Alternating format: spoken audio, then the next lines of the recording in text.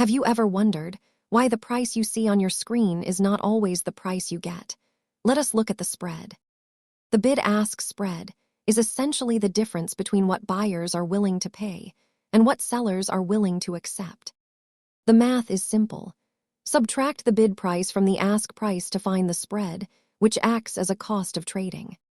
The bid is the buyer side, the ask is the seller side, and the middleman facilitates the trade for a small profit.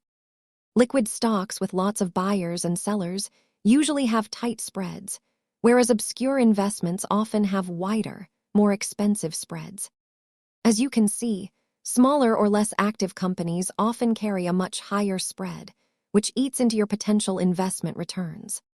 Always keep an eye on the spread, especially when trading less popular assets, because it is a real cost that impacts your bottom line.